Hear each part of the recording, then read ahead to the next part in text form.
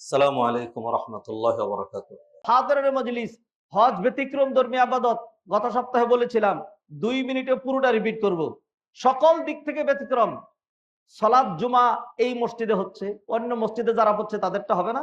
মক্কায় হচ্ছে, মদিনায় হচ্ছে, সারা বিশ্বময় হচ্ছে। কিন্তু জুমা হচ্ছে, সালাত হয়, সিয়াম হয়, জাকাত হয়। কিন্তু হজ করার জন্য টাকা খরচ করে সকল মানুষকে সে মক্কাতেই যেতে হবে। একদিন আরাফার ময়দানে একত্রিত হবে। সেই দিনকে সামনে রেখে 1 মাস পূর্ব থেকে সারা বিশ্বের সকল বাছাই করা আল্লাহ ঘরের মেহমানগুলো তাদের যাবতীয় কর্মকাণ্ড, অ্যাক্টিভিটিস, ব্যবসা বাণিজ্য, রাজনীতি, পেটনীতি, কূটনীতি সবকিছু বন্ধ করে সেখানে চলে যেতে হয়েছে। কারণ ব্যতিক্রম ধর্মী এক্সেপশনাল একটা আবাদত, সেটি করার জন্য মক্কায় আরাফায় অবস্থান করা ছাড়া হবে না। হজ প্রবর্তন হয়েছে অনেক কুরবানির মধ্য দিয়ে।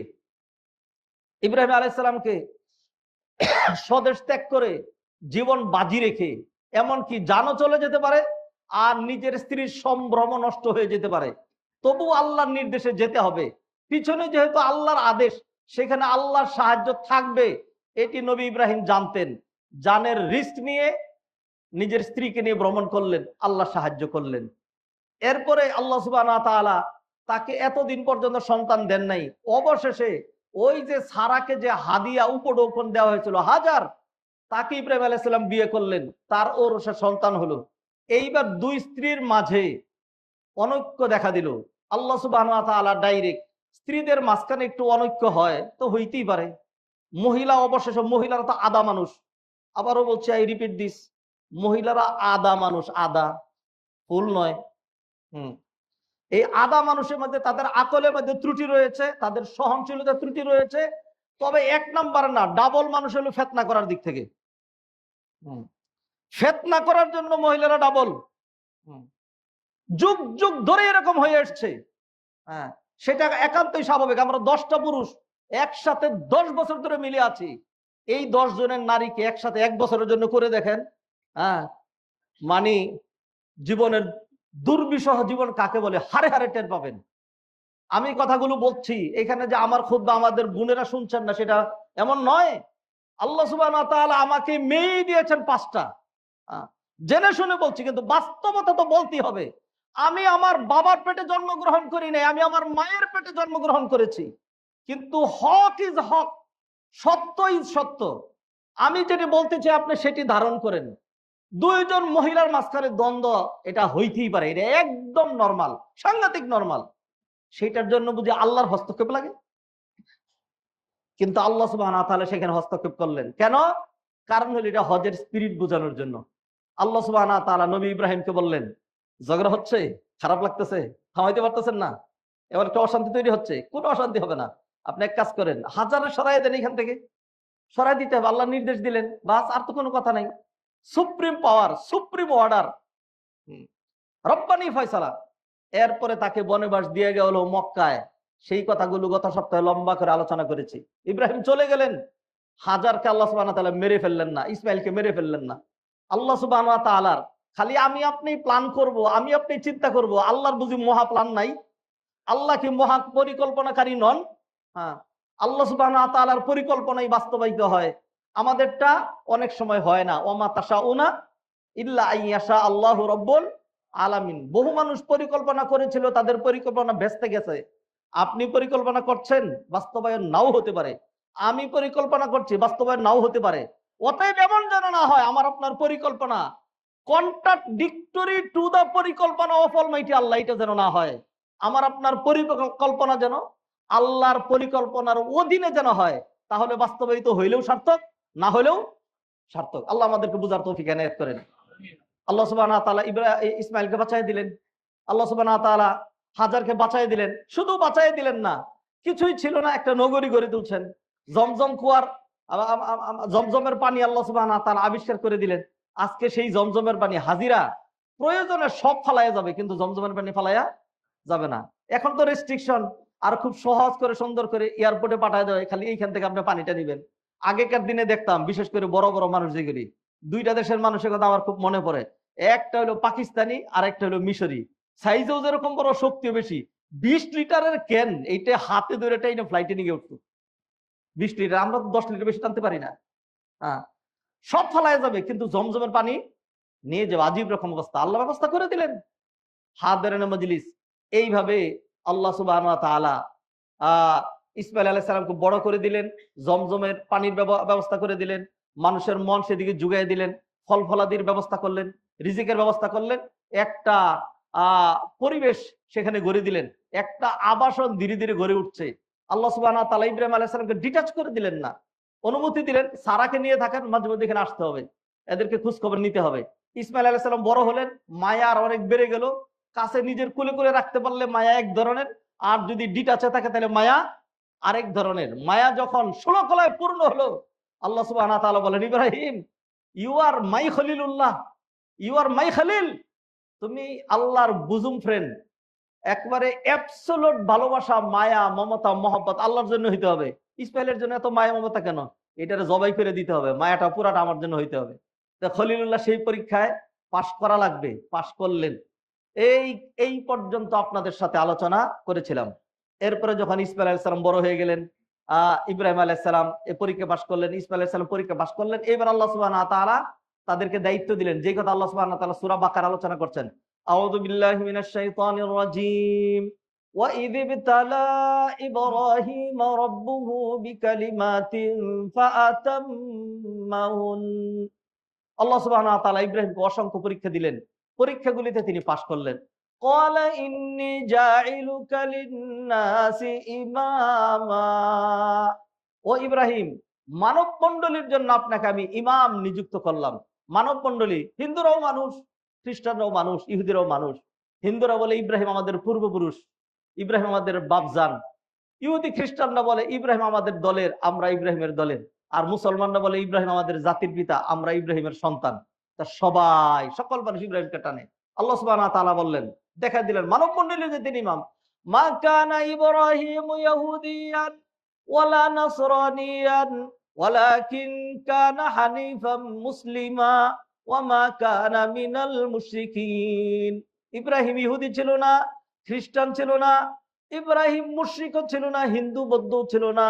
ওয়ালাকিন কানা হানিফাম মুসলিমা, ইব্রাহিম ছিল একনিষ্ঠ একজন মুসলিম।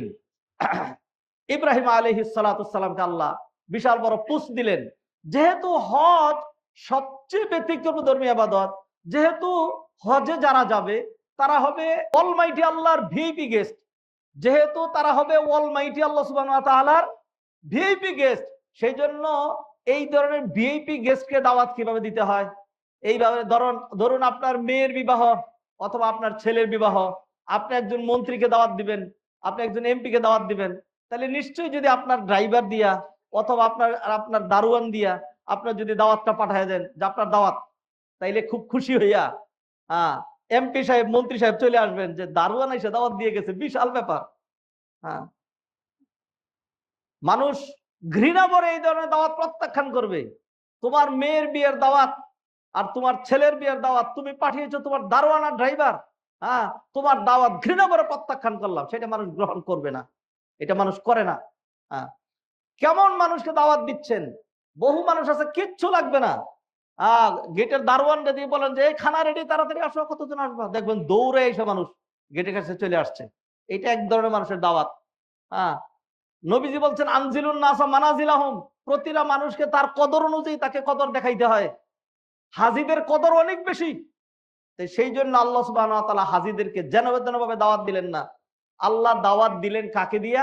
একেবারে আল্লাহর বুজুম ফ্রেন্ড ইব্রাহিম আলাইহিস সালাতু সালামকে দিয়ে দাওয়াতটা দিলেন। আল্লাহ সুবহানাহু ওয়া তাআলা ইব্রাহিমকে বললেন, ইব্রাহিম, ইসমাইল বড় হয়েছে, এইবার ইসমাইলকে নিয়ে আপনি ঘর নির্মাণ করেন। কোথায় ঘর?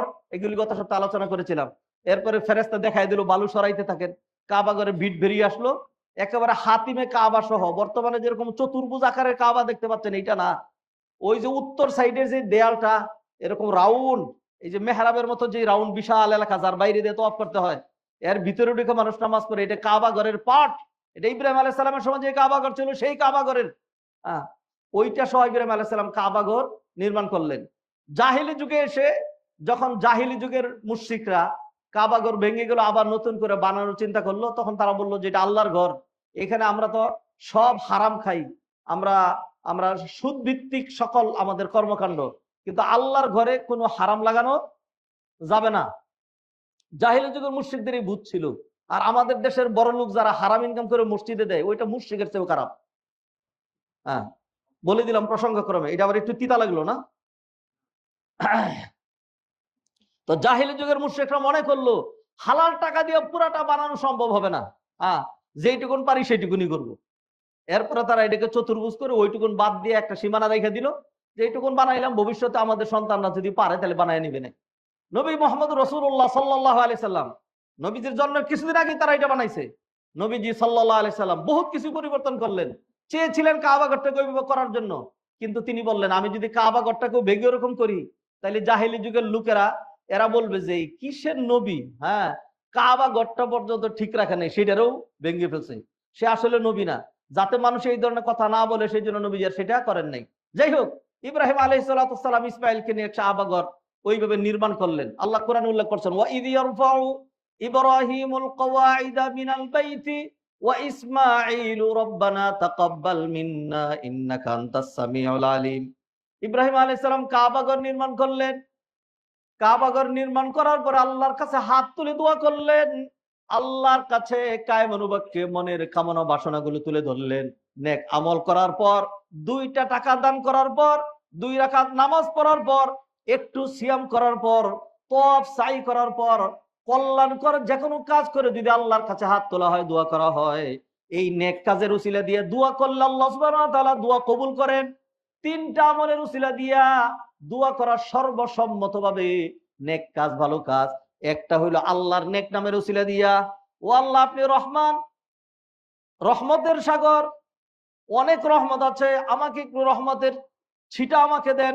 ও আল্লাহ আপনি গফুর গফফার, আপনার ক্ষমার সামনে আমার গুনাহ কিছুই না, আপনার গফুর নামের উসিলা আমাকে ক্ষমা করেন। এটা একটা।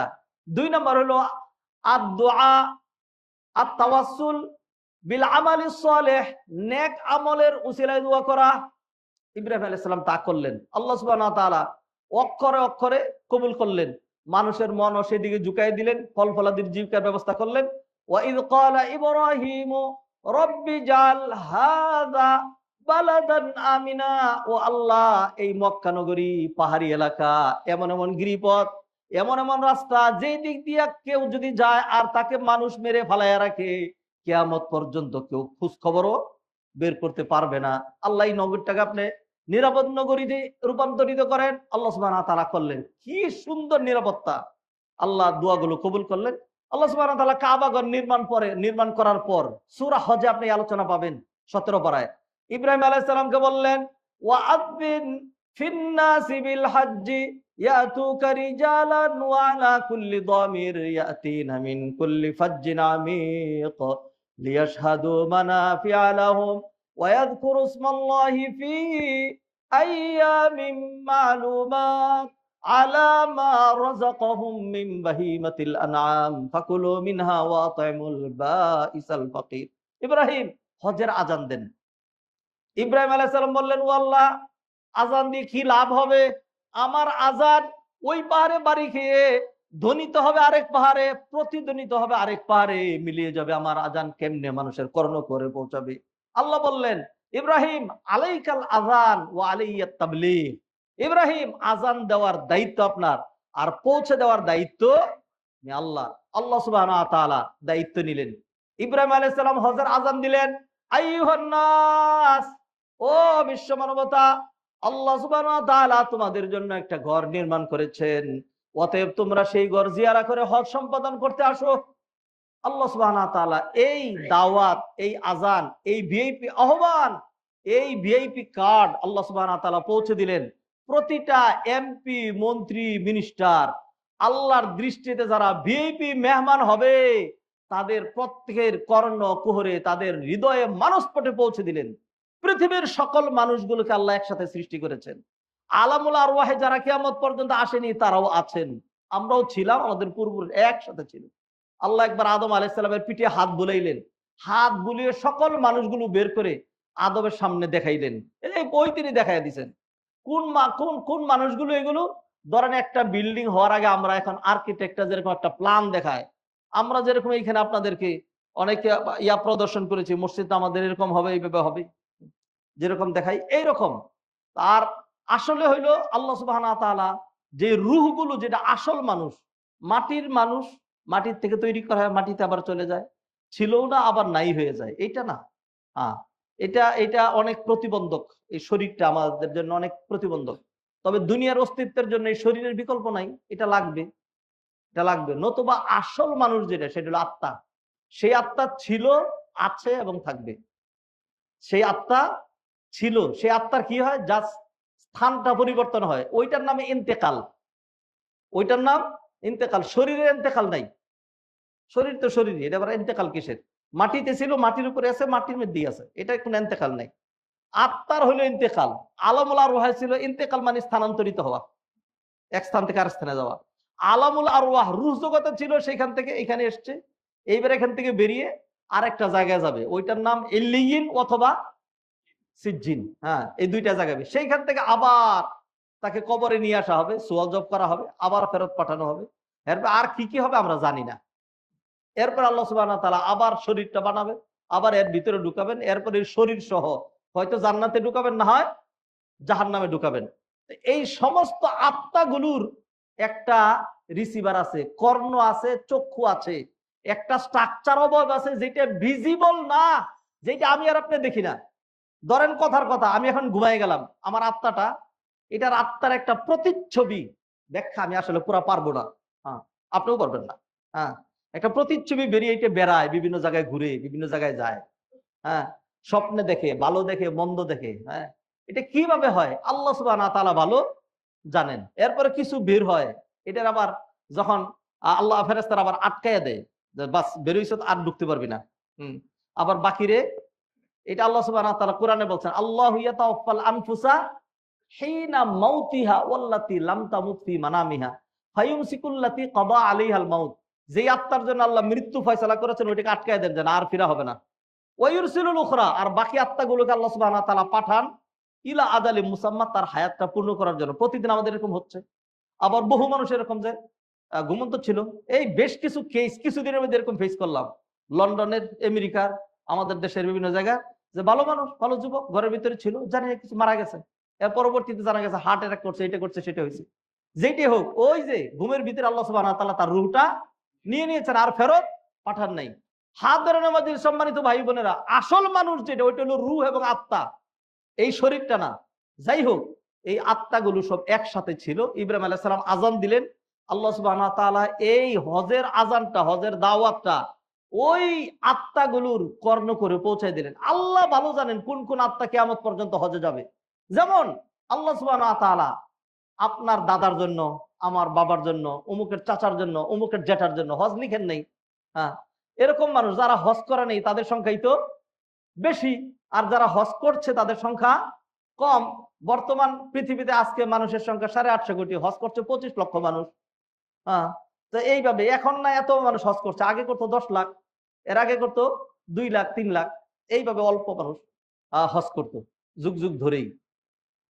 ইব্রাহিম আলাইহিস সালাম আযান দিলেন, আল্লাহ সুবহানাহু ওয়া তাআলা রূহগুলোতে আযানের আওয়াজ পৌঁছে দিলেন। যারা হজে যাবে, যারা উমরায় যাবে, সমস্যার আযানটা, আওয়াজটা, দাওয়াতটা তারা অ্যাকসেপ্ট করলো, গ্রহণ করলো। অফিসিয়াল কোনো লেটার ডাবল কপি করা লাগে, নিয়ে একটা হলো রিসিভ কপি, ধরেন সিগনেচার করে দেন, আপনি যে পাইছেন এইটা আপনার, দিস ইজ ইউর কপি, আমার কপিতে সিগনেচার করে দেন। তো আল্লাহ সুবহানাহু ওয়া তাআলার পক্ষ থেকে যে দাওয়াতটা আসছে, আমি আর আপনি সিগনেচার করে দিয়েছিলাম, আমি আর আপনি অ্যাকসেপ্ট করে দিয়েছিলাম, হ্যাঁ ওকে, খুব ভালো দাওয়াত পেয়েছে, আসবো ইনশাল্লাহ, যান, আপনারা তো তোমার বাবাকে বলে দিও আমি আসছি ইনশাল্লাহ, এরকম যেরকম আমরা বলি। তো ঠিক তদ্রুপ আমরাও দাওয়াত কবুল করলাম। আমরা সবাই দাওয়াত কবুল করার জন্য কি বললাম? লাব্বাইক আল্লাহুম্মা লাব্বাইক, লাব্বাইক লা শারীকা লাকা লাব্বাইক, ইন্নাল হামদা ওয়ান নি'মাতা লাকা ওয়াল মুলক লা শারীকা লাক। আল্লাহু আকবার। হাদিরিন মাজলিস, এইভাবে হজ প্রবর্তন করা হয়েছে। তো হজ প্রবর্তনের পিছনে আপনি যদি ভাবেন, তাহলে দেখবেন এর পিছনে কি পরিমাণ কোরবানি, কার কোরবানি। কোরবানিটা যদি কার দুঃখ, কার তিতিক্ষা, যদি এটা অন্য মানুষের, ওইটা আমাদের হার্ট হৃদয়কে এতটা টাচ করে না। আর কিন্তু কেউ যদি জানে যে এটা আমার বাবার প্রতিজ্ঞা ছিল, এটা আমার বাবার, এটা আমার বড় ভাইয়ের, এটা আমার মায়ের, তখন মানুষের মধ্যে একটা জিদ, একটা স্পৃহা, একটা আকর্ষণ, হ্যাঁ, একটা প্রতিশ্রুতি, হ্যাঁ, কাজ করে যে এটা আমার বাবার মিশন, এটাকে সাকসেস করাই লাগবে, এটাকে সাকসেস করাই লাগবে। এটা এটা মানুষের মানসিকতা, মানুষ এরকম হয়ে থাকে। তো সেই জন্য আল্লাহ সুবহানাহু ওয়া তাআলা আমাদেরকে জানাই দিলেন মিল্লাতা আবিকুম ইব্রাহিম, তোমাদের বাপ ইব্রাহিমের আদর্শ, তোমাদের বাবা ইব্রাহিমের ধর্ম, তোমাদের বাবা ইব্রাহিমের রেখে যাওয়া কাজ, তোমাদের বাবের পরীক্ষা, কষ্ট, ত্যাগ, তিতিক্ষা। তো এইগুলো আল্লাহ সুবহানাহু ওয়া তাআলা এর মাধ্যমে হজ প্রবর্তন করলেন। ইব্রাহিম আলাইহিস সালাম যার পর নাই, পরীক্ষার পর পরীক্ষা দিয়ে তিনি এই পরীক্ষা সাকসেস হইলেন। ইব্রাহিমের ছেলে ইসমাইল জানটা ধরে দিলেন। আর হলো একজন মা, একজন মহিলা, তার জন্য কি পরিমাণ আদর্শ, তিনি তার সন্তানটাকে সাজায় দিলেন। আল্লাহ আমানত দিয়েছিলেন আমার কলিজার বুটা, আমার কলিজার টুকরা, আমার নয়নের দুলাল, আমার নারী ছেড়া ধন। আহা, এটা একটা মাই বলতে পারবে সন্তান কি ধন। হ্যাঁ, যাও সাজায় দিয়ে দিলাম, আল্লাহর জন্য চলে যাও। আল্লাহ আমানত দিয়েছিলেন, সারাকে দেয়নি, আল্লাহ আমাকে দিয়েছিলেন। সে আল্লাহ চেয়েছেন, কিসের জন্য বাধা দেব? আমার বাধা দেওয়ার রাইট নাই, দিয়ে দিয়েছিলেন। ও মা, ও বোন, একটু ভাববেন, ওই আপনার যে বোনটা হজে গিয়েছে, আপনার যে খালা হজে গিয়েছে, আপনার যেই প্রতিবেশিনী হজে গিয়েছে, তাকে একটু বলেন যে হাজেরার ইতিহাসটা একটু ধারণ করেন, ফেতনা করেন না, লাগালাগি করেন না, ঝগড়া করেন না, বিশৃঙ্খলা করেন না, নিজের হজ নষ্ট করেন না, আরেকজনের হজ নষ্টের কারণ হইেন না। এই কথাগুলো বলে দিন। বাবারা হজে যাচ্ছেন, যে হজ শিখে যান, হজ এমনি হয় নাই, হজের পিছনে কোরবানি আছে। এই যে একটা স্পিরিট এতক্ষণ পর্যন্ত তুলে ধরলাম, মানুষ আর কিচ্ছু না জেনে শুধু যদি এই স্পিরিটটা ধারণ করতে পারে, আমি বিশ্বাস করি এবং এটা গবেষণামূলক, তার পক্ষে একটা মাকবুল হজ, তার পক্ষে একটা সুন্দর হজ করা সম্ভব। আর একটা মানুষ বহুত কিছুই করলো কিন্তু হজের স্পিরিট ধারণ করতে পারলো না, তিনি জমজমে থাকতে পারবেন, তিনি ভিআইপি হজ করতে পারবেন, হ্যাঁ, তিনি এই করবেন সেই করবেন, বহুত কিছু করতে পারলেন। 100 জায়নামাজ কিনে নিয়ে আসবেন, 300 টুপি কিনে নিয়ে আসবেন, 500 তসবি কিনে নিয়ে আসবেন, 1000 আতর কিনে নিয়ে আসবেন, হাদিয়ার হাদিয়ে দিবেন। ধরেন খেজুর কিনে নিয়ে আসবেন 2 টন, হ্যাঁ, একেবারে শিপে পাঠিয়ে দিলেন, এই না একেবারে আত্মীয় স্বজনের বাড়িতে 2 কেজি 3 কেজি করে খেজুর, জমজমের পানি বোতল ভরে খেজুর এরকম দিতে দিতে মানুষ বলবে হাজি সাহেব এত হাদিয়া নিয়ে আসছেন, এত কিছু নিয়ে আসছেন। বহুত কিছুই আপনি করতে পারবেন, কিন্তু আপনি হজের যে স্পিরিট সেটা ধারণ করতে পারেন নাই। ফলে আপনার হজ হবে ডেড বডির মতো, আঙ্গুল আছে, নখ আছে, পা আছে, পেট পিঠ, মাথা গর্দান, হাত, সকল কিছু আছে, শুধু ভিতরে আত্মাটা নাই। আর যদি হাদিয়াও না থাকে, কোনো কিছুই নাই, হ্যাঁ, হয়তো পাও নাই, হয়তো আঙ্গুলও নাই, হয়তো মাথাও নাই, হয়তো কানও নাই, নাকও নাই, কিন্তু আত্মা আছে। যদি এরকম হয় তাহলে সেটা জীবন্ত, এরকম একটা প্রাণবন্ত জীবন্ত একটা হজ হোক প্রতিটা মানুষের, সেই কামনায় আমাদের আজকের এই হজের খুতবা, হজের স্পিরিট নিয়ে যেতে হবে। যাদের আত্মীয় স্বজন গিয়েছে তাদেরকে আপনারা আমাদের এই লিঙ্ক দিয়ে দেন, আমাদের লিঙ্কে আপনারা সবকিছু পাবেন। বিশেষ করে ইয়াং জেনারেশন, তাদেরকে শুধু এইটা বললেই হবে। আমাদের মসজিদের কোনায় কোনায় বিভিন্ন জায়গায় লাগানো আছে UCJME, UC, U Uttara, C central, J Jame Masjid, M মসজিদ, ই ঈদগাহ, উত্তরা সেন্ট্রাল জামে মসজিদ এন্ড ঈদগাহ। এন্ডের জন্য তার আলাদা কিছু লাগে না। UCJME এটাতে ঢুকলে আপনি আমাদের মসজিদের যাবতীয় সব কিছু পাবেন, এই খুতবাগুলো পাবেন। এই লিঙ্কটা দিয়ে হাজী সাহেব যখন ফ্লাইটে বসে থাকবেন এইটা শুনেন আস্তে আস্তে মোবাইলে, যখন আপনি চলতে থাকবেন এটি একটু ধারণ করার চেষ্টা করেন। তাহলে মানুষের মধ্যে যদি তার মানসিক পরিবর্তনটা আসে, মানুষের যেটা করতে হয়, ক্যামেরা দিয়ে শাসন করে মানুষের বাহিরের চারটা নিয়ন্ত্রণ করা যায়, আর বাহিরেরটা নিয়ন্ত্রণ করলে প্রকৃত নিয়ন্ত্রণ মানুষকে করা যায় না।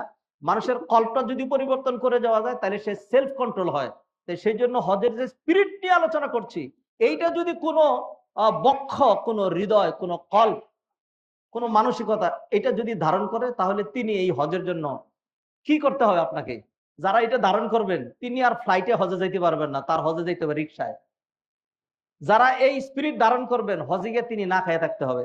যারা এই স্পিরিট ধারণ করবেন, হ্যাঁ, তাকে হজে গিয়ে মানে জান দিয়ে দিতে হবে। এর একটাও না, কিছুই না। আপনিও ফ্লাইটেই যাচ্ছেন, হ্যাঁ, আপনি একই বাসে যাবেন, আপনিও একই মিনা মুজদালিফা হারায় থাকবেন, আপনিও একই হোটেলেই থাকবেন, একই খানাই খাইলেন, এই যে এতটুকু আমার আপনার সহ্য হয় না, এত ছোট্ট মানসিকতা একজন হাজির হওয়া উচিত। হ্যাঁ, ডাইলে কেন লবণ কম হইলো, আলু ভর্তায় জাল কেন বেশি হইলো, গতকালকে গুস্ত দিয়েছিলেন আজকে দ্বিতীয়বার গুস্ত কেন দিলেন, এইগুলি কি প্রশ্ন হইতে পারে? এত ছোট্ট সিট কেন ভাইজান? এত ছোট্ট সিট খালি বড় করতে করতে এতই বড় হয়ে গেছে, ছোট করার চিন্তা করেন না। হ্যাঁ, আপনাকে একদম মাইপা এরকম বলা হবে না যে বড় লোকের কবরে 3 মিটার প্রস্থ কর আর 10 মিটার লম্বা কর, আর অনেক গভীর কর, অনেক গোছা কর, অনেক বড় জায়গা ভিতরে যেন কুস্তা কুস্তি করতে পারে। জি না, একদম মেপে দেওয়া হবে মাথা থেকে লাশটা ঢুকানোর জন্য 4 আঙ্গুল এদিক দিয়ে বেশি থাকবে, এদিক দিয়ে বেশি থাকবে, 2 সাইডে 4 আঙ্গুল করে বেশি থাকবে। আর সিন্দুক কবর যারা দেখছেন ঢুকায় সেইরা, তারপরে তারে যেই জায়গায় ঢুকায় দেওয়া হয় সেটা চিপায়া ধাক্কায়া এখানে ঢুকায় দেওয়া হয়, এরপরে এই দিক দিয়ে বাঁশ দিয়া আটকা দেওয়া হয়, অন্যান্য জায়গায় পাথর দেয়, হ্যাঁ কোনো কোনো জায়গায় ইটা দেয়, যেখানে যেইটা আছে দিয়ে আটকে জাস্ট মাটির জিনিস মাটিতে দিয়ে দিলাম, পরেরটার চোখের বাইরে।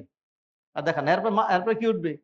এটা সাপ বিচ্ছু পোকা মাকড় যাবতীয় সব। এরপর এরকম কত মানুষ বন্যার সময় আমরা এরকম দেখেছি যে পানি উঠছে, পানিগুলি তাড়াতাড়ি সিঁচে বালতিটা ফালাইয়া লাস্টটা এখানে দিয়ে সের উপরে তাই দিয়ে দিলাম, আর পানি উঠবে না, এখন আর পানি উঠবে না।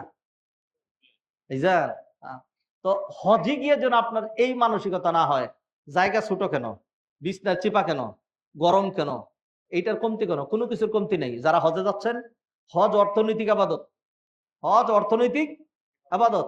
আপনি 10 লক্ষ টাকা খরচ করে হজে যাচ্ছেন, আলহামদুলিল্লাহ। আগে মানুষ হজে যেত 50,000 টাকা খরচ হইতো, এরপর মানুষ হজে যেতে 1 লক্ষ টাকা খরচ হইতো, 2 লাখ 2.5 লাখ টাকা দিয়ে মানুষ ভিআইপি হজ করছে। এরপরে ধীরে ধীরে এখন তো দেখেন না কি অবস্থা, প্রতি জিনিসের দাম কিরকম হচ্ছে, টাকার কোনো মানি নেই। আপনি 10 টাকা ভিক্ষা দিলে মানুষ নিতেও চায় না, তো টাকার দাম নাই। এখন এখন আপনি 10 লাখ টাকা দিয়ে হজ করছেন, আলহামদুলিল্লাহ, আল্লাহ আপনাকে 10 লাখ টাকা দিচ্ছেন, দিয়েই তো পারতেছেন। 10 লাখ টাকা না দিলে তো আপনি পারতেন না, এইটাই আপনার ইবাদত। অতএব সেখানে 10 লাখ টাকা দিয়েছি আমি, এই এই যে বাস শেষ করে দিলেন আপনি, হজটাকে নষ্ট করেন না। যারা হজে নিয়ে যাচ্ছেন তাদের জন্য বিষয়টা আলাদা, তাদের জন্য কথা সেটা আলাদা, তাকে বলবো। যারা হজে নিয়ে যাচ্ছেন, হ্যাঁ, তারা যদি আল্লাহর ঘরের মেহমান বেইমান হাজিদের টাকা অতিরিক্ত মেরে খেয়ে একটা বলে আরেকটা করে সাধ্যে থাকার পরেও 2 নম্বরই করে সে যদি তাদেরকে কষ্ট দেয়, তাহলে তার যে কি কঠিন বিচার হবে, হ্যাঁ, এইটার ভাষা আমার কাছে নাই। হাজিদের আল্লাহর ঘরের বিআইপি মেহমানদের নিচ্ছেন, ব্যবসা, সেইটা আলাদা, তার কথা বলছি না। আপনি আপনার সমস্ত রাইট থেকে ডিপ্রাইভ হন, আমি সেটা বলছি না। আমি বলছি কোন কারণে আপনি একটু ডিপ্রাইভ হয়েই গিয়েছেন, আপনি একটু কষ্টই পড়ে গিয়েছেন, হ্যাঁ, তো সেই জন্য আপনি চাপাবাজি করে জবান দরাজি করে উল্টাপাল্টা করে নিজের হজটাকে নষ্ট করে দিবেন। একজন ব্যবসায়ী সে না হয় অন্ধ, সে না হয় তার ব্যবসাটাকে কলুষিত করলো, সেই জন্য আপনি আপনার হজটাকেও কলুষিত করবেন, কইরেন না। অতএব এই কথাগুলো যারা হজে নিয়ে যাচ্ছে তাদের জন্য না, আমি কথাগুলো বলছি আল্লাহর ঘরের মেহমানদের জন্য। সেই জন্য সব কথা তো একসাথে টেনে পারবো না। আপনার জন্য যে কথাটা সেটা হলো, আপনি 10 লাখ টাকা যে খরচ করছেন এইটি আপনার হজ। আপনি মনে করেন 10 লাখ টাকা দিয়া সলাই দিয়ে আমি জ্বালায় দিলাম, এর পিছন থেকে যদি 10 লক্ষ টাকা জ্বলে যায়, আপনার পিছন থেকে এর এগেইনস্টে কিছুই পান না, মেনে নেন। 10 লাখ টাকা চুরি নিয়ে গেছে, এটা কিছু পাইলেন না। 10 লাখ টাকা পচে গিয়েছে, 10 লাখ টাকা পানিতে ভেসে চলে গিয়েছে। এইটা যেরকম আপনি হজের জন্য যে 10 লাখ টাকা দিলেন, ওইটাকে ওরকমই মনে করেন। কি হয়, কতটুকুন কি হয়?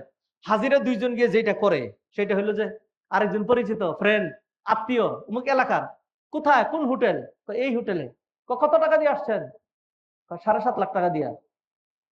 আমি 8.5 লাখ টাকা দিয়ে আসলাম, আমার হোটেল কেন ওই দূরে? হ্যাঁ, এই তো শুরু হয়ে গেল গিয়া বিভিন্ন রকমের। তো একেবারে হুবহু মিজান দিয়ে মাইপা এটা সম্ভব না। হ্যাঁ, ধরেন আপনি 1 লাখ টাকা বেশি দিয়েছেন, আলহামদুলিল্লাহ, আপনার 1 লাখ টাকা হজের জন্য বেশি লাগছে, আপনি আলহামদুলিল্লাহ বলেন। আপনি মনে মনে এটা বলবেন, আলহামদুলিল্লাহ, আমি হজের জন্য 1 লাখ বেশি খরচ করতে পারছি। সেই জন্য যারা হজে যাচ্ছেন, আপনার জন্য আমার প্রধান নসিহত যেটা, 10 লাখ টাকা খরচ করে অতিরিক্ত এনাদার মোর 10 লাখ টাকার কষ্ট করার মানসিকতা যদি থাকে, তাইলে হজে যান। আর যদি ওই মানসিকতা না থাকে, যদি মনে করেন যে হজে যাচ্ছি, আমি বড় লোক, আমি অফিসার, আমি শিল্পপতি, আমি পুঁজিপতি, আমি সেনা অফিসার, এইটা যদি মনে করেন, তাহলে আপনি হজে যায়েন না। দেশে থাকলে দেশে অনেক কিছু করতে পারবেন, পচা রাজনীতি আছে, দেখেন না, পচা রাজনীতি করে দেশের আমরা কত কত আগায় নিছি আমরা। হ্যাঁ, এগুলি করা যাবে দেশে থেকে, 10 লাখ টাকাও নষ্ট হলো না, কষ্ট করা লাগলো না, এইখানেই থাকেন। খামাখা কেন ওইখানে যাবেন, যাওয়ার দরকার নেই। এর চেয়ে মনে করেন অন্য দিক চিন্তা করেন, 10 লাখও লাগবে না, 5 লাখ টাকা দিয়ে দাঁড়ের কাছে কোথাও ঘুরে আসতে পারবেন উইথ ইউর এনজয়। হ্যাঁ, আল্লাহ মাফ করুক। আর মক্কায় যদি যান উইদাউট এনজয়, স্যাক্রিফাইস আর স্যাক্রিফাইস। হজে যদি যান তাহলে আপনাকে কষ্টের শিকার হইতেই হবে। যদি মানায় নিতে পারেন তাহলে হজে যায় না, আর যদি মানাইতে না পারেন তাহলে খামাখা টাকা নষ্ট করলেন, কষ্টও করলেন, হজও হইল না, তাহলে লাভটা কি? আপনি আমাদের দেশে পচা রাজনীতি করলেও তো কি একটা কিছু হইতো?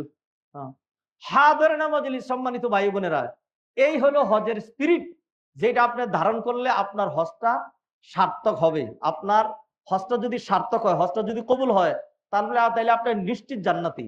এই কথা আমি বলি না, এটা নবী মুহাম্মদ রাসূলুল্লাহ সাল্লাল্লাহু আলাইহি সাল্লাম বলেছেন। তিনি বলছেন, আল হাজ্জুল মাবরুর লাইসা লাহু জাযাউন ইল্লাল জান্নাহ। হজ যদি মাকবুল হয় তাইলে তার প্রতিদান জান্নাত ছাড়া আর কিছুই নাই। হাদরানা মাজলিস, সম্মানিত ভাই ও বোনেরা, অতএব হজে যারা যাবেন হজের মানসিকতা নিয়ে যেতে হবে। হজে যারা যাবেন হজ স্টাডি করে যেতে হবে।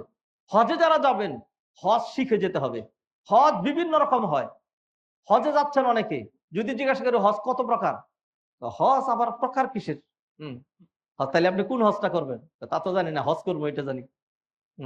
তো একটু তো শিখতে হবে। অথবা কি, ওই গ্রুপ লিডারের সাথে যাচ্ছে, অমুকের সাথে যাচ্ছে, ঠিক আছে, গ্রুপ লিডার সে এক করবে। আমার জানা মতে আমি বিভিন্ন গ্রুপে হজ করেছি, অনেকে দেখেছি যারা মানুষদেরকে হজ করায় এদের মধ্যে 98% ভালো, 98% ভালো, 1-2% খারাপ আছে। এর খারাপের পার্সেন্টটা সারা বিশ্ব থেকে যারা আসে এর মধ্যে 1% হয়তো আমাদের দেশে খারাপ, আর বাকি 1% সারা বিশ্ব মিলিয়ে খারাপ। আর না হয় 98% বহুত মানুষকে দেখেছি যান প্রাণান্তকর চেষ্টা করছেন, কিন্তু যিনি ব্যবসা করেন, যিনি এই কাজগুলি করেন, তার তো কিছু থাকতে হবে। সে আপনার জন্য দিবা নিশি সারাটা বছর দৌড়াইছে, বহুত কাজকর্ম করছে, সবকিছু করছে, তার নিজের হজের খরচ আছে। এরপরে যদি সে 20-30টা লোক নিয়ে দৌড়াইয়া সারা বছর কাজ করে, তার যদি 5 লক্ষ টাকা লাভ না থাকে, তাহলে তো তার চুরির ডাকাতি করা লাগবে। এইটুকুন লাভ তো তার থাকা লাগবে। আপনি এইটুকুনের জন্য নিজের হজ নষ্ট করে দিয়েন না। হ্যাঁ, আমি একজনকে এইগুলো আপনাদের ইয়ার জন্য, ইয়ার কি বলে, যাতে এই বিষয়গুলো শেয়ার করতে পারেন, আপনার নলেজের জন্য এই কথাগুলো বলি। অনেক বিভিন্ন রকম, হ্যাঁ, এরকম হাইফাই হোটেলে আছেন, মক্কা টাওয়ারের হোটেলের মধ্যে লিফটে কথা।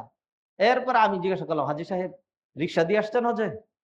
যে না, কোথায় থাকেন? এই এই ইয়াতেই থাকি। মাশাআল্লাহ, অনেক কিছুই তো হয়েছে। আপনি অন্যটার সাথে কম্পেয়ার করে না হয় এইটা দেখাইবেন যে আপনার থেকে 30,000 টাকা বেশি নিছে।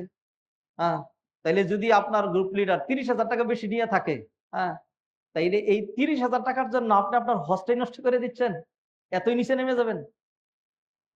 আপনি সহজে বেড়ে আপনি চিন্তা করেন এরপরে আর কি আছে? হ্যাঁ, কতটুকুন আপনার এটার জন্য ডাবল টাকা দিতে হয়, ডাবল টাকা দিতে হয়। এটার জন্য আপনাদের দেশের যেই অভিশপ্ত মালউন ঘৃণিত গজবলা যেই সিন্ডিকেট, সেটা দায়ী। ভাঙতে পারেনি তো, ভাঙতে পারেননি তো কোথাও। যে কোনো জিনিস অন্য দেশে দেখেন এর দাম খুব কম, আমাদের দেশে বেশি, কারণ দেশটা বেশি বড় লোক না, চুরের দেশ, ডাকাইতের দেশ। হ্যাঁ, যে কোনো একটা টিকিট কিনতে হলে এখান থেকে ওই যে অমুকের কাছে এখানে যাইতে হবে, এখানে যাইতে, বিভিন্ন জায়গায় যেতে হবে। আর এর চেয়ে বেশি বলি না, এর চেয়ে বেশি বললে তো মামলা খাওয়া লাগবে। মামলার পিছনে দৌড়াবো নাকি ঘুরতে দিব? হ্যাঁ, তবে যেটা বলছে অথেন্টিক। হ্যাঁ, এই সিন্ডিকেটের দেশ, এটা সিন্ডিকেটের দেশ। সবকিছু দেখেন না এখনো পর্যন্ত, ওই যে তেল নাই বিজায় গাড়ি চালাইতে পারতেছি না আমরা, দেখেন না কোন দেশ? অন্যখানে এত সমস্যা থাকে না, খালি আমাদের দেশেই সমস্যা। হ্যাঁ, আল্লাহ হেদায়েত করুক। তো আপনার 2 লাখ টাকা তো টিকিটের পিছনে চলে গেছে, মুআল্লিম ফি দিতেছে 1 লাখ টাকার উপরে। এরপরে আপনার মক্কার বাড়ি ভাড়া, মদিনার বাড়ি ভাড়া, এরপর আপনার খাবার দাওয়া যাবতীয় সবকিছু মিলানোর পরে আপনি দেখেন আপনি কত 7 লাখ টাকা দিয়েছিলেন, দেখেন কি 6.5 লাখ টাকা এমনি চলে গেছে। তাহলে 50,000 টাকার জন্য যদি একজন মুআল্লিম লিডার গ্রুপ দৌড়ে থাকে, সবাই মিলে এটা করে, এই কয়টা টাকার জন্য, বেশির জন্য, আল্লাহর রাস্তায় আপনার হাতে দূরে পায়ে দূরে আপনার হজটা নষ্ট করেন না। বাকিটা আপনি নিজে বুক করছেন, ফ্লাইটে গেছেন, ফ্লাইটে আসছেন, হোটেলে থাকছেন, হ্যাঁ, তারপরে খাবার দাবার করছেন, তারপরে সৌদি সরকারকে ওই যে মুআল্লিম ফি বাবদ মিনার তাবু, তারপর বাস আপনার জন্য যে দাঁড়ায় রয়েছে, এই যে লক্ষ লক্ষ বাস, এই লক্ষ লক্ষ বাসগুলো সারাটা বছর বসা। হ্যাঁ, ফলে আপনি ওইখান থেকে জেদ্দা থেকে 10 জনে মিলে একটা ইনস্ট্যান্ট গাড়ি ভাড়া করে মক্কায় আসলে যা খরচ পড়তো, আপনার বাসের খরচ ওইটা না। আপনার বাসের খরচ একটু বেশি, কারণ আপনার জন্য সব রেডি করে হ্যাঁ, একটা গ্রুপ, ব্যবসায়ী গ্রুপ এখান থেকে এতদিন ধরে তারা বসা আছে।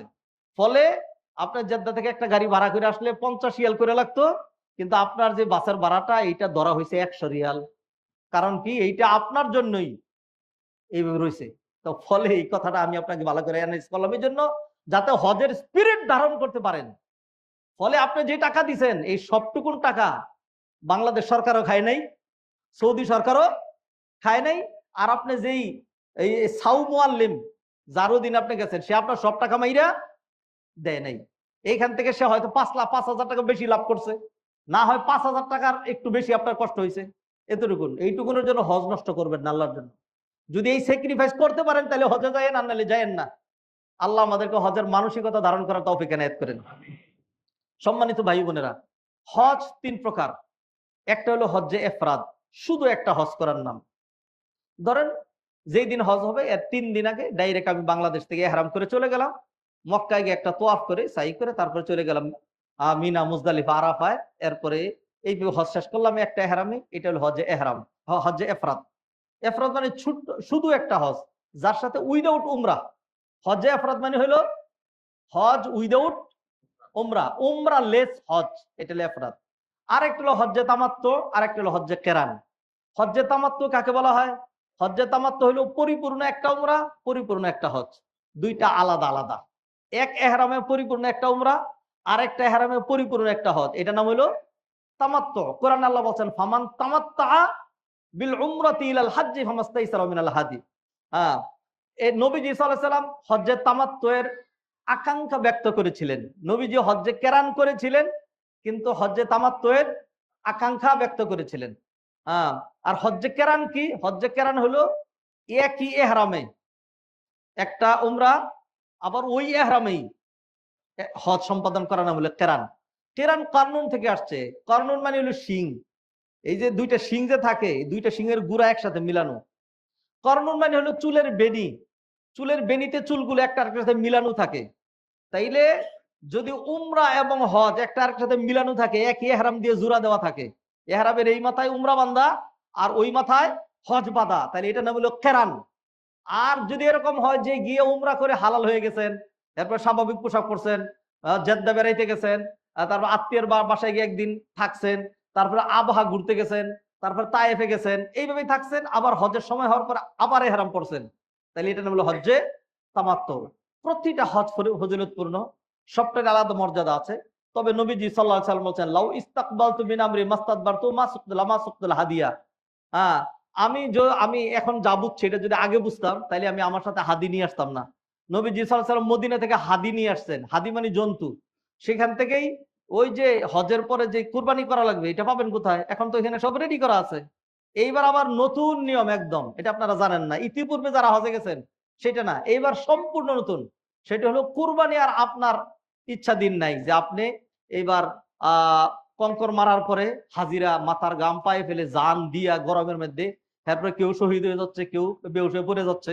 হ্যাঁ, এ করে আবার সবাই যেতে হবে যে কুরবানি কিনতে হবে, সেইখানে গিয়া এহরাম অবস্থায় হাজির আবার এরকম হয় যে কেউ গিয়া গুতা খাইছে, আবার কেউ জবাই করতে গিয়ে হাত কেটে ফেলছে, এরপরে হাজির টানাটানি নিয়ে বহুত স্টাডি করা আছে তাদের এগুলি। হ্যাঁ, এই জন্য ইয়া করছে যে কোনো কথা ছাড়া তোমার কুরবানির যে টাকা 100% সিকিউর, কুরবানি সৌদি সরকার নিজে করে দিবে, তোমার সেটা করা লাগবে না, তুমি কঙ্কর মারবা। হ্যাঁ, এরপর তুমি মাথা চুল মুন্ডন করে হালাল হয়ে যাবা। হ্যাঁ, তো এটা করা হয়েছে। তো নবীজি সাল্লাল্লাহু আলাইহি সাল্লাম যেহেতু তখন এরকম ছিল না, সাথে হাদি নিয়ে আসছেন জন্তু।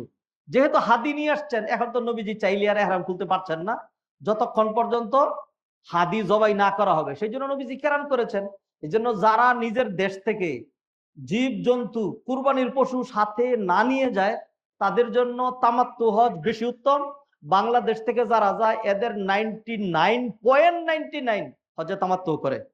যারা একদম লাস্টে 2-1 জন যায়, তাদের 2-4 জন হয়তো কেরান করে, অথবা এফরাতকারী হজ বাংলাদেশ থেকে গিয়ে এফরাত করে, এরকম আমার জানা নাই।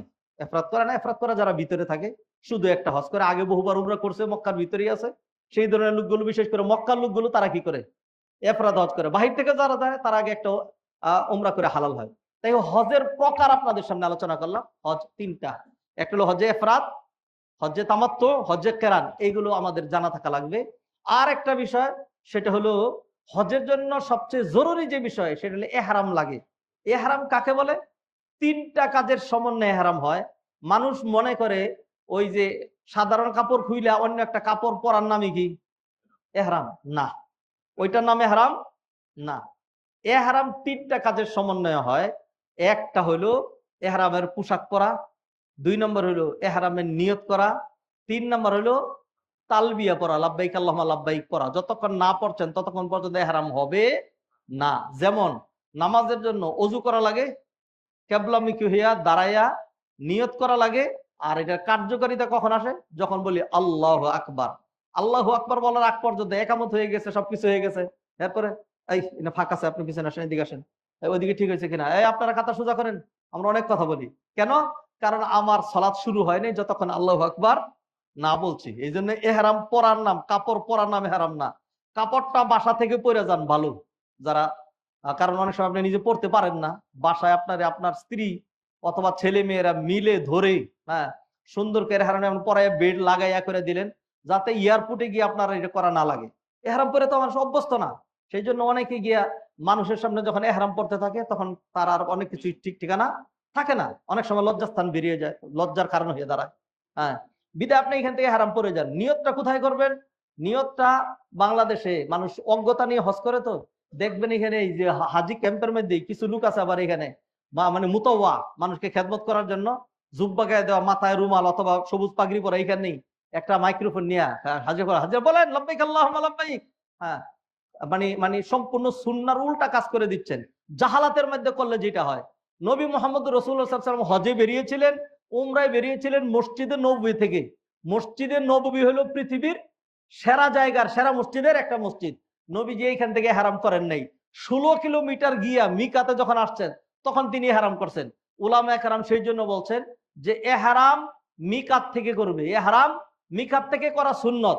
কিন্তু আমরা যারা ফ্লাইটে যাই, ফ্লাইটটা তো মিকাতের নামবে না, সেই জন্য মিকাতের কাছাকাছি আপনার পক্ষে যতটুকু সম্ভব সেইখান থেকে হারাম করা বেশি উত্তম। সেইটা অবশ্যই বাংলাদেশ এয়ারপোর্ট থেকে নয়। কেউ যদি এইখান থেকে নিয়ত করে ফেলে আর তালবিয়া পরে, তাইলে তার হজ হবে না এই কথা আমি বলি নাই, তার হজ হবে, সবই হবে। কিন্তু আপনি দুইটা কাজ ভুল করলেন। একটা হলো নবীজির সুন্নাহর উল্টা করলেন, প্রথমেই হজের মতো গুরুত্বপূর্ণ কাজে নবীজির সুন্নাহর উল্টা করলেন। নবীজির সুন্নাহর উল্টা করা তো কোনো খারাপ না, এই একটা কাজ করলেন। হ্যাঁ, 2 নম্বর যে কাজটা করলেন, আপনি এইখান থেকে শুরু করে ইহারাম অবস্থায় মিকাত পর্যন্ত এই যে 4.5, 5, 6 ঘন্টা অথবা তার চেয়ে আরো বেশি 7, 8 ঘন্টা অনেক সময়, কারণ এয়ারপোর্টে বসে থাকবেন, ফ্লাইট সার্ভে দেরিতে, এই সবকিছু মিলে 8-10 ঘন্টা নিজের উপর এক্সট্রা একটা বাইন্ডিংস নিলেন। যেই অবস্থায় এমনও কোনো কাজ করে ফেলতে পারেন যেটা এই হারামের সাথে কন্ট্রাডিক্টরি। হ্যাঁ, আপনি হারাম বাঁধার পরে উকুন মারতে পারবেন না, মশামাছি মারতে পারবেন না, আর এমনি খারাপ জিনিস দেখা নিষেধ, এহরাম অবস্থায় আরো স্ট্রিক্টলি নিষেধ। এহরাম অবস্থায় গিবত করে ফেললেন, সেটা করলেন, আপনার হজের ত্রুটি হয়ে গেল। তো অথচ আপনার এটা হইতো না, আপনি স্বাভাবিক থাকতেন। হ্যাঁ, একেবারে যখন মিকাত চলে আসবে তখন এহরাম করতেন। আলহামদুলিল্লাহ, আমাদের সাথে যারা যায়, হ্যাঁ, এই যে আমাদের এখানে জান্নেওয়ালা মাওলানা হাবিবুর রহমান ভাই আছেন, ওনার সাথে যারা যায় তারা এইটা 100% ফলো করে। হ্যাঁ, আমরা লোকজনকে বলি বাসা থেকে এহরামের কাপড় পরে চলে আসেন। কাপড় পরে গেলাম, এইভাবে আছি, আমি নিয়ত করি নাই, নিয়ত করবো না। অন্যরা তালবিয়া পড়তেছে, আমি তালবিয়া পড়বো না। তালবিয়া আপনি এমনি পড়ার জন্য পড়েন, কিন্তু হজের তালবিয়া না, এহরামের তালবিয়া না। এরকম করে চলে গেলাম। ফ্লাইটে আপনাকে বলা হবে, একদম ফ্লাইটে ঘোষণা দেওয়া হবে, বাংলায় ঘোষণা দেওয়া হবে, ইংরেজিতে ঘোষণা দেওয়া হবে, আরবিতে ঘোষণা দেওয়া হবে, হাজী সাহেব আল্লাহ করে মেহমানরা এখন থেকে 40 মিনিট পরে আমরা মিকাত অতিক্রম করব। যারা যারা এখনো নিয়ত করেন নাই, আপনারা দ্রুত প্রস্তুতি গ্রহণ করুন।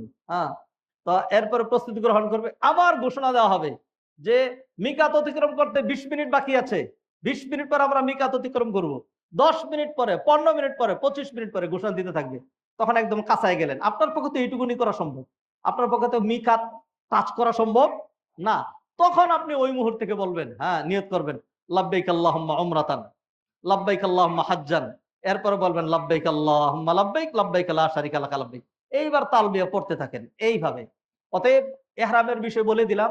ইহরামের জন্য সুন্নাহ হলো মিকাত থেকে ইহরাম করা। মিকাত, মিকাত কাকে বলা হয়? মক্কার কাবা ঘরকে মাঝখানে রেখে নবীজি সাল্লাল্লাহু আলাইহি ওয়াসাল্লাম বিভিন্ন দিকে সীমানা নির্ধারণ করে দিয়েছেন। এই সীমানার বাইরের থেকে ইহরাম করা, এই সীমানাটার নাম হলো মিকাত। এই সীমানার নাম হলো মিকাত। মদিনার মিকাত হলো জুলহুলাইফা, এটা হলো সবচেয়ে দূরবর্তী মিকাত, 400 কিলোমিটার, 410-15 কিলোমিটার দূরে মিকাত। আর আমরা বাংলাদেশ থেকে যারা যাই, দুইটা মিকাতের যে কোনো একটা অতিক্রম করি। একটা হলো কারনুল মানাজিল, আর হলো জাত ইরক। প্রাচীন দিনে যারা বাংলাদেশ থেকে যাইতো তাদের মিকাতের নাম ছিল ইয়ালামলাম। তাদের মিকাতের নাম ছিল ইয়ালামলাম। ইয়ালামলাম একটা পাহাড়ের নাম, এইটা জেদ্দার কাছাকাছি। এটা যারা ইয়ামান দিয়ে আরব সাগরের ওই দিক দিয়ে যখন দক্ষিণ দিক দিয়ে গিয়ে আরব সাগর লোহিত সাগরে ঢুকতো, তখন এইটা পড়তো ইয়ালামলাম। তখন সেটা ছিল বাংলাদেশ থেকে। এখন বাংলাদেশ থেকে যারা যায় অবশ্যই তাদের মিকাত ইয়ালামলাম না, দুইটার মাঝখান দিয়ে যায় ফ্লাইট, জাত ইরক, হ্যাঁ, আর হলো কারনুল মানাজিল। এইটা মক্কা থেকে 70 কিলোমিটার 75 কিলোমিটার দূরে, 70-75 কিলোমিটার দূরে। অতএব ফ্লাইট যখন নামবে, ফ্লাইট নামার 40-50 মিনিট আগে অথবা সর্বোচ্চ 1 ঘন্টা আগে আপনি সেটা করবেন। অতএব যারা এটা মেনটেন করবেন, তিনি সুন্নাহর পারফেক্ট অনুসরণ করলেন। হজের ক্ষেত্রে আপনি চাইলে হাজী সাহেব সকল সুন্নত এবং মুস্তাহাব আপনি ফলো করতে পারবেন না। অনেক সময় এরকম সিচুয়েশন চলে আসে, একটা মুস্তাহাব ছেড়ে দিতে হয়, অথবা একটা সুন্নাহ পালন করতে পারছেন না, সেটা আলাদা। যেটা আপনি পারলেন না সেটা আলাদা। কিন্তু হজের মতো গুরুত্বপূর্ণ একটা কাজ করতে গিয়ে ইচ্ছা করে আপনি সুন্নাত ছেড়ে দিবেন, একটা মুস্তাহাব ছেড়ে দিলেন, তাহলে কেন? কি কারণে? সুন্নতের দাম নাই, মুস্তাহাবের দাম নাই। আর হজ যত বড়, হজের সুন্নত তত বড়। সেই জন্য আপনাদেরকে রিকোয়েস্ট করব, হজ নিয়ে অল্প 2-4টা কথাই বলছি, আর আগামী সপ্তাহে তো আমরা হজ মাবরুর নিয়ে আলোচনা করব। বিদায় অন্যান্য কথাগুলো আসবে না। আপনারা যেখানে হজের ট্রেনিং হয়, হজের ইয়া হয়, সেইটা ট্রেনিং গুলি করুন, হজ নিয়ে স্টাডি করুন, হজকে জানুন। এই যে হজ নিয়ে পড়াশোনা করলেন, এটা ইবাদত। হজ নিয়ে যে পড়াশোনা করলেন, এটা ইবাদত। এটা এরকম না যে এমনি আমি সময় নষ্ট করলাম, নফল নামাজ করি না। নফল নামাজের চাইতে অনেক বেশি গুরুত্বপূর্ণ। আল্লাহ সুবহানাহু ওয়া তাআলা আমাদেরকে তৌফিক এনায়েত করেন।